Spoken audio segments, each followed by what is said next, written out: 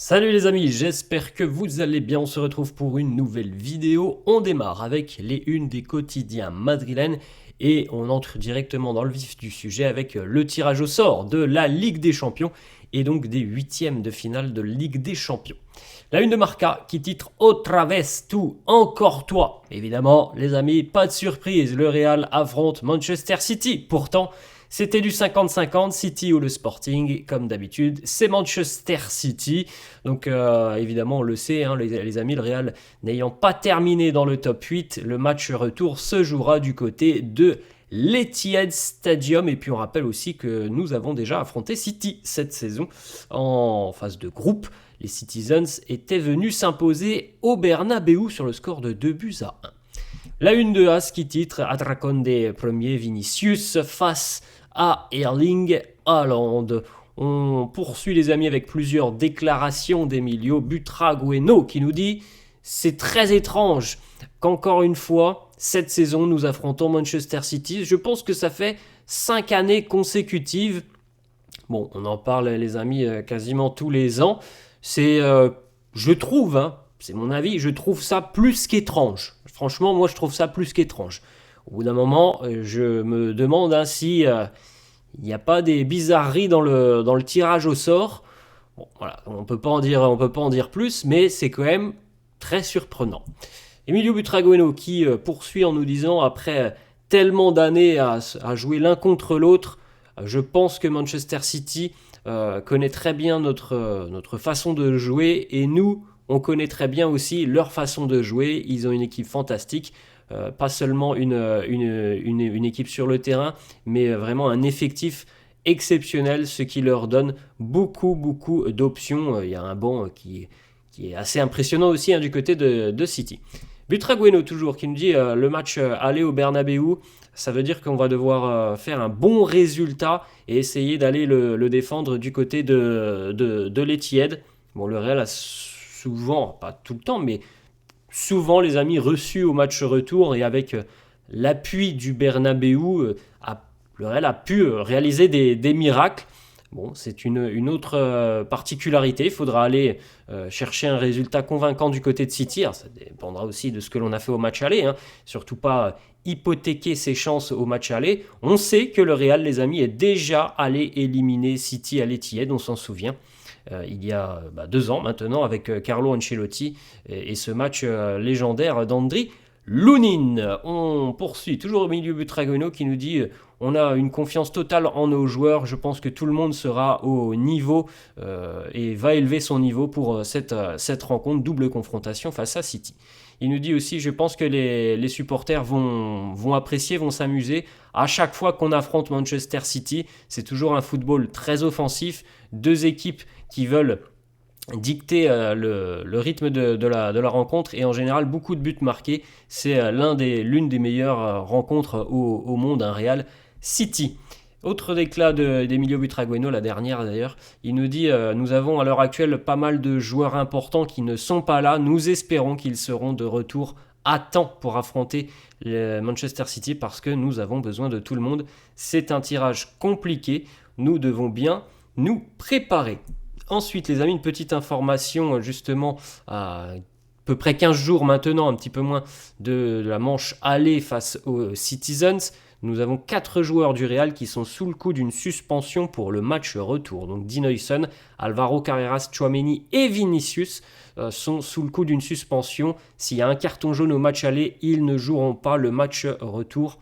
Donc ça va être important aussi pour les joueurs concernés de faire très attention, notamment Vinicius. On sait qu'il peut très facilement dégoupiller et il en est de même aussi hein, pour Aurélien Tchouaméni qui parfois il va franchement et ça peut être handicapant pour le Real au match retour, hein, tous ces petits paramètres.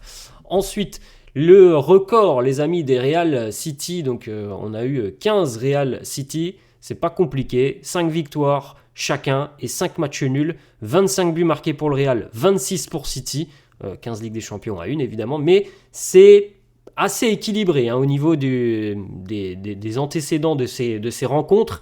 On sait que, voilà, entre guillemets les amis, c'est une année sur deux, ça va être le Real, un coup ça va être City, ça va être le Real, ça va être City.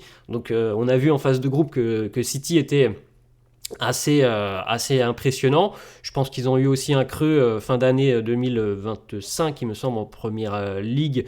Je crois que c'était, oui, au mois de décembre, que c'était un peu moins bien, mais c'est une équipe qui a repris aussi pas mal de points depuis quelques semaines, qui est revenue dans la course avec les Gunners en première ligue.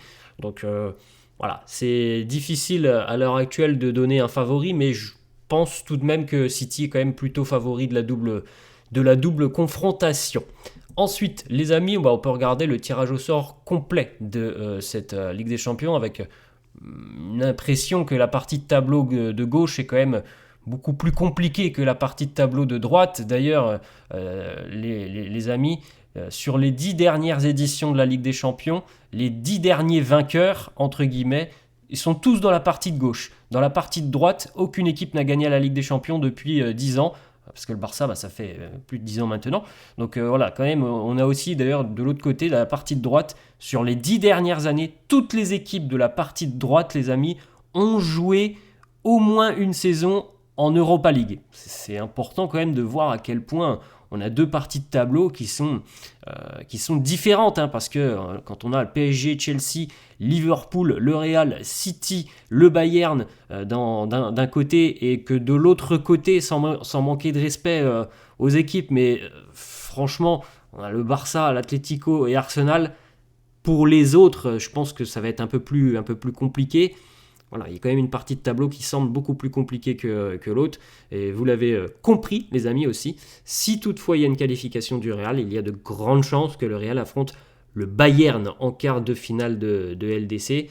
Et puis potentiellement demi-finale, là c'est aussi du lourd. Hein. Liverpool, Chelsea ou le Paris Saint-Germain, ça peut être énorme. Et potentiellement, les amis, si le Real va au bout, il peut y avoir un Real Barça ou un Real Atlético, par exemple, en finale de Ligue des Champions. Bon, on n'en est pas de là, évidemment, hein, ça sera le 30 mai, la finale de la Ligue des Champions. D'ici là, le Real va devoir hausser le niveau aussi, hein, pour continuer cette aventure en Ligue des Champions.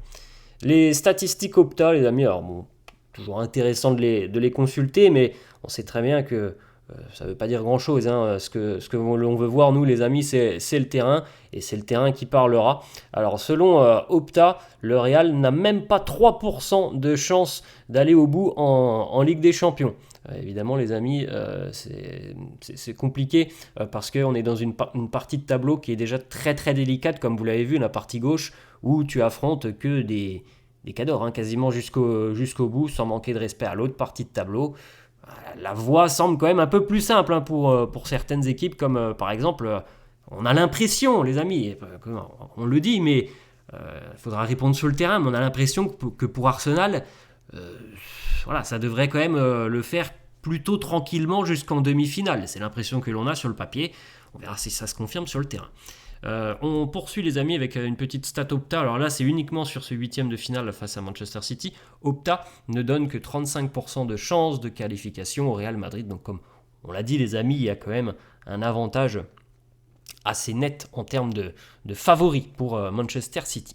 Ensuite, une petite information aussi, le Real face à City, c'est la première fois dans l'histoire de la Ligue des Champions en match à élimination directe qu'une rencontre va se jouer sur 5 années consécutives. Encore une fois, d'où mon raisonnement du début de la vidéo. Voilà, c'est bizarre, ces fameux tirages au sort. On avait vu la stat hier, on avait une chance sur 2500. Bon, c'est bizarre, voilà. Ensuite, la réaction de Manchester City sur les réseaux sociaux, sur X, assez drôle. Il y a 3 choses qui sont certaines dans la vie que l'on ne peut pas éviter: la mort, les impôts et un City Real en Ligue des Champions. On a une petite information d'ailleurs, les amis, puisque ça bouleverse un petit peu le calendrier, enfin ça bouleverse en tout cas une rencontre de Liga, ça sera le week-end prochain d'ailleurs. Le Real face au Celta, initialement la rencontre devait se jouer samedi prochain, et elle a été avancée d'une journée, donc le Real jouera vendredi prochain, vendredi 6, face au Celta Vigo, donc c'est une manière de donner aussi un jour de repos en plus au merengue. Et on rappelle aussi que les joueurs joueront lundi en Liga face à Retafe. C'est pas C'est pas ce soir, c'est pas demain, ça sera lundi. Petite information les amis, Raúl Asensio est forfait déjà pour cette rencontre face à Retafe lundi. On a eu l'annonce médicale hier du Real, contracture au niveau des cervicales pour Raúl Asensio. Évidemment, tout ça c'est lié au choc lors de la rencontre face au Benfica. Donc bon, ça ne devrait pas l'éloigner des terrains pendant très longtemps, mais en tout cas, il sera forfait face à Retafe. Retour espéré le week-end prochain donc pour le match face au Celta. Rudiger et Alaba devraient donc être les deux seuls défenseurs centraux disponibles pour affronter Retafe ce lundi. Et puis une petite information, enfin on va terminer, on a 2-3 infos là. Kylian Mbappé premièrement, il va suivre donc un traitement conservateur Kylian Mbappé et son retour va dépendre de ses sensations physiques. Donc on avait vu hier sur la une, je ne sais plus de Marca ou As, qu'on envisageait peut-être une opération chirurgicale. C'est pas à l'ordre du jour. Mbappé va continuer de suivre ce traitement. Comme on l'a dit, bon, ça peut prendre quelques jours ou quelques semaines. Pour le moment, aucune date de retour n'a été annoncée. Du côté du Benfica, le Benfica vient de suspendre 5 supporters pour des comportements inappropriés, comportement raciste, les amis. Durant le match face au Real, le Benfica a annoncé sur ses réseaux sociaux ne tolérer aucune forme de racisme. Donc voilà, 5 supporters ont été suspendus.